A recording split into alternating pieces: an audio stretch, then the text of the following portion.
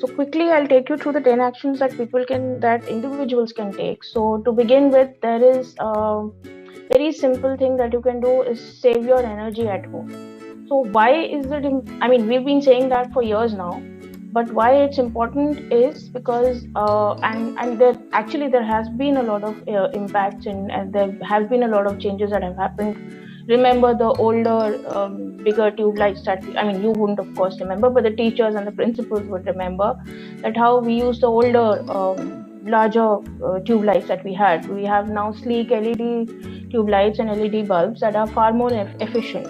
But why we are talking about energy efficiency is because 80% of India's energy requirements are fulfilled by fossil fuels, and these fossil fuels are one of the biggest contributors to greenhouse gas emissions, which lead to climate change, which lead to a temperature rise. Number two, we should try and walk or take a bike, as in a bicycle, or a public transport wherever you move out of the house. If it's a walkable distance, then if it's a distance that you can cycle to, then please do that. If it's a longer distance, try and use public transports. We do understand that it may not be feasible for everyone, but try and do as much as you can. Children, take down notes, I'm sure. If you're not, please take them. 10 points. I must just talk about 2. Eat more vegetables. It is said that eating vegetarian food is kind of leads to lesser emissions as compared to plant-based food. Basically results in fewer greenhouse gas emissions and requires lesser energy to produce and to cook also. Consider your travel.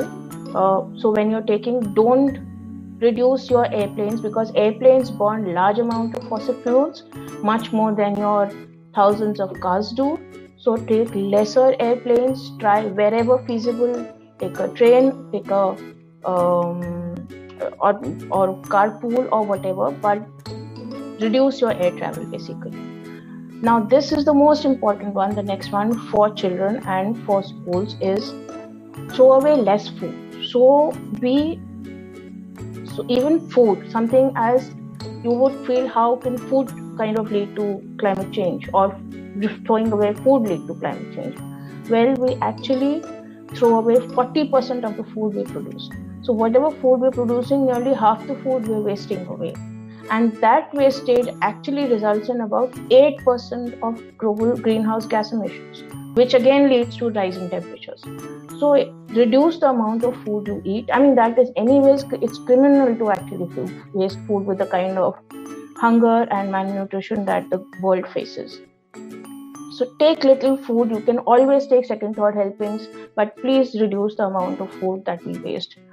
Reduce, reuse, and repair. This is something that is very critical in this age, in this day and age, because we are increasingly seeing people buying things that they may not need. They may buy out of whims and fancies, but they don't use it, or they throw away with very little use. So use it, try and get it repaired, and then reuse it.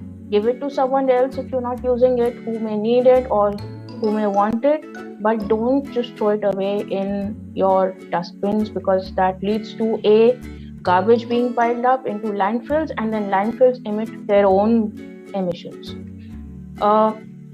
Wherever feasible, use renewable energy as your source of energy. So a lot of places, a lot of governments in India, states in India have introduced rooftop solar energy. Try and see if you can use more and more renewable energy to get the power and to get the electricity for your home. Switch to an electric vehicle.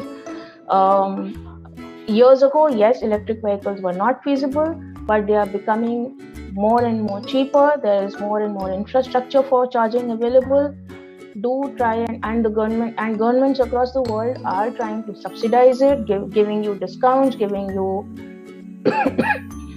reductions in the cost. So try and use an electric vehicle. It is of course eco-friendly as well as financially better.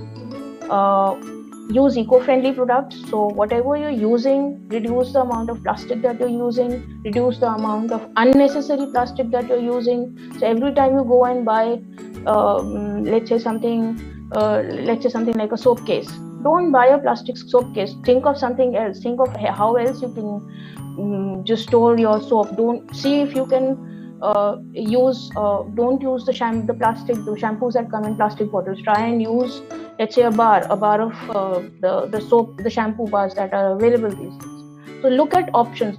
These are just suggestions. Look at alternatives that you can use, that are alternatives that are available, easily available. We of course are not suggesting that you buy expensive stuff, but buy things that you can use regularly and daily.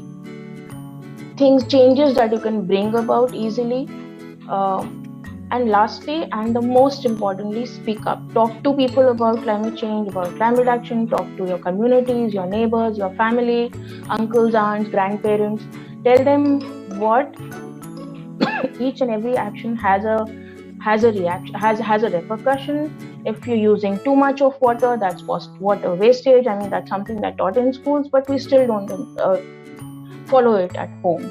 If you're using too much of electricity, that's again wastage.